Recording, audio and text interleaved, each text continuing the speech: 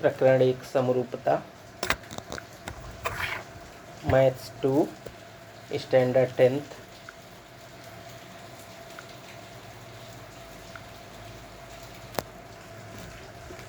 समरूपता की को कसौटी। दो त्रिभुजों के शीर्ष बिंदुओं की दी गई एकैकी संगत के अनुसार बनने वाले तीनों संगत कोण सर्वांगसम हो तो वे दोनों त्रिभुज समरूप होते हैं। तो दो त्रिभुजों, तो कोई भी दो त्रिभुज ले लेंगे और कुछ भी नाम लिख देंगे और शीर्ष बिंदुओं की शीर्ष बिंदु ए बी सी और पी क्यू आर शीर्ष बिंदु हैं दी गई एकैकी संगति के अनुसार। एकैकी संगत मतलब कि अगर इसको उठा के इस पे रखें तो ए पर पी पड़ेगा, बी पर क्यू और सी पर आर पड़ेगा। तो ए बी सी एकैकी संगत पी क्यू आर हुआ। बनने वाले तीनों संगत कोण, ए पे पी कोण पड़ रहा है तो ए और पी संगत कोण है, ये सिंगल निशान है। बी पर क्यू पड़ रहा है, देखिए डबल डबल निशान है, तो बी और क्यू जो है संगत कोण है। और ये सी और आर संगत कोण है और ये जो है सर्वांगसम है। तब ये दोनों त्रिभुज समरूप हो गए, क्योंकि ये तीन कोण है इसलिए को कसौटी से। तो देखिए त्रिभुज ए बी सी इसका नाम तथा त्रिभुज पी क्यू आर, ये एकैकी संगत का निशान है। एकैकी संगत आप समझते हैं कि इसको उठा के इस पे रखें तो ए पर पी पड़ेगा, तो देखिए पहले ए और पी, फिर या बी पे क्यू पड़ेगा तो दूसरे नंबर पे बी और क्यू और सी पर आर पड़ेगा। अब कोण ए के साथ कोण पी लिखेंगे, एक जैसा निशान है तो कोण ए सर्वांगसम कोण पी। अब बी और क्यू को एक साथ या डबल डबल निशान है, कोण बी सर्वांगसम कोण क्यू और कोण सी सर्वांगसम कोण आर। ये तीन तीन कोण आ रहे हैं। तब जहाँ तथा है वहाँ समरूप का निशान लगाएंगे और कसौटी लिख देंगे। देखिए ये तथा की जगह यहाँ समरूप आया और कारण में समरूपता की को क्यों तीन बार को आया, क्योंकि तीन कोण है, चाहे इसमें देखे या इसमें, इसलिए समरूपता की को कसौटी। समरूपता की भू कसौटी, तो ये तो सभी कसौटियों में कॉमन है। दो त्रिभुजों के शीर्ष बिंदुओं की दी गई किसी एकैकी संगत के अनुसार उनकी संगत भुजाओं की दो जोड़ियां समानुपात में हों तो उन भुजाओं में समाविष्ट कोण सर्वांगसम हों तो दोनों त्रिभुज समरूप होते हैं। समरूपता की इस कसौटी को भू कसौटी कहते हैं। तो दो त्रिभुजों, तो तुरंत दो त्रिभुज बनाएंगे, दोनों का नाम लिखेंगे। एकैकी संगत यानी पहला अक्षर एक साथ, दूसरा एक साथ, तीसरा अक्षर मतलब शीर्ष बिंदु। और संगत भुजाएं मतलब अगर एक को उठा के दूसरे पर रखें तो जो भुजा दूसरी को ढकेगी वो संगत भुजा हुई। तो देखिए दो त्रिभुज, तो त्रिभुज के एल एम तथा आर एस टी में तो एकैकी संगत क्या होगी आपको पता है। अगर इसको उठा के इसमें रखें, कोई के आर पर, एल एस पर, एम टी पर, तो ऐसे लिखेंगे के एल एम एकैकी संगत आर एस टी। तो अब आगे क्या निकलना है, संगत भुजाओं की दो जोड़ियाँ। तो ये आर एस भुजा के एल पर पड़ेगी तो के एल बटे आर एस और एल एम पे एस टी पड़ेगा तो एल एम बटे एस टी। तो दो जोड़ियां समानुपात में, यानी इसके बटे इसके करेंगे, जो मान आएगा वही इसका भी आएगा और उनमें समाविष्ट कोण, इन दोनों भुजाओं में ये समाविष्ट कोण है। के और एम नहीं है इसके, इन दोनों के बीच में यल है। तो देखिए एक त्रिभुज के एल एम लिखा तथा त्रिभुज आर एस टी में ये यल जो है बीच में यल अक्षर है यहाँ बीच में यस है और ये कोण का निशान है, तो यह कोण यल पे निशान है और यस पे। तो यल का नाम 3 अक्षर से KLM, यस का नाम 3 अक्षर से RST, ये मालूम है हमें। अब या KL/RS ये बराबर है LM/ST के, LM/ST के।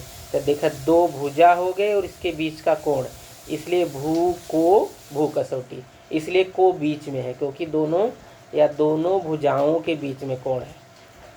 तो अब 3 शर्त पूरी हो गई। अब समरूप का निशान, यहाँ तथा की जगह या समरूप आया, KLM समरूप त्रिभुज RST। तो ये किस कसौटी से समरूप हुआ? समरूपता की भू कसौटी से।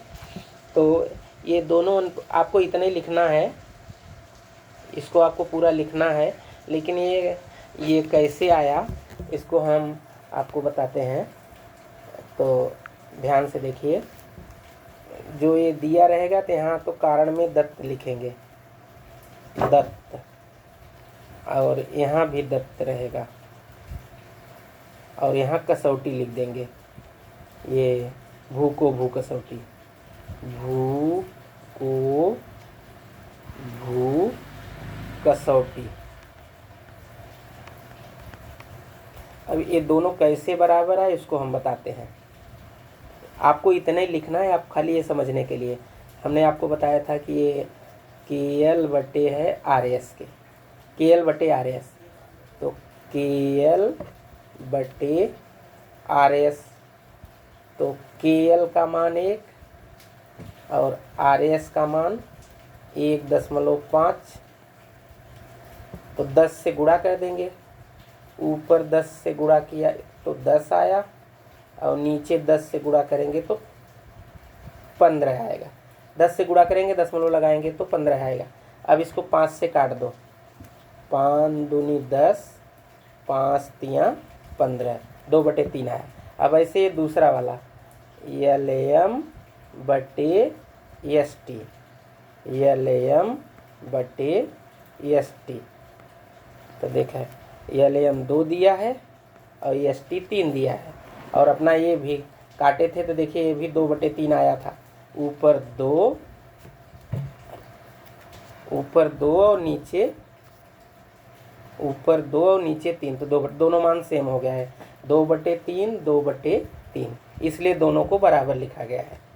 अगला एक संगति कौन हुई? संगत जो है KLM, एकी संगत RST। समरूपता की भू कसौटी, समरूपता की भू कसौटी। तो 2 त्रिभुजों के शीर्ष बिंदुओं के किसी दी गई एकी संगत के अनुसार जब एक त्रिभुज की तीनों भुजाएं दूसरे त्रिभुज की तीनों भुजाओं के समानुपात में हो तो वे दोनों त्रिभुज समरूप होते हैं। इसे समरूपता की भू कसौटी कहते हैं। तो ठीक वैसे ही इतना तो सब में कॉमन रहता है। तो 2 त्रिभुज रहेगा, ध्यान से देखिए, या 2 त्रिभुज, अब संगत भुजाओं का अनुपात, या त्रिभुज PQR तथा त्रिभुज XYZ में,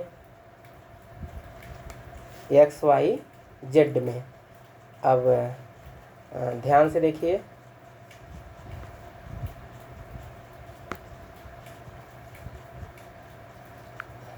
या PQ/YZ, अब दूसरा अनुपात QR/XY, या और PR/XZ। अब ध्यान से देखिए, अनुपात जो है तीनों समान है, तीनों अनुपात समान है तो बराबर है। जब ऐसा होगा तो जहाँ तथा है वहाँ समरूप का निशान लगाएंगे। और देखिए 3 बार भुजा आई, भुजा भुजा भुजा भुजा भुजा भुजा, तो PQR समरूप त्रिभुज ZYX, समरूपता की भू कसौटी। अब ये एकाकी संगत लिखने के लिए ध्यान देंगे आप। जो सिंगल निशान है, यहाँ देखिए P है ना, ये सिंगल निशान से डबल की तरफ चलिए, PQR, यहाँ है PQR। तो जैसे सिंगल से डबल की तरफ चले ऐसे इधर भी, तो कहाँ से चलेंगे? Z से। यहाँ से चलेंगे तो इधर डबल वाला नहीं मिलेगा, इधर मिलेगा, इसलिए यहाँ शुरू करेंगे, या सिंगल ZY फिर डबल X, ZYX। तो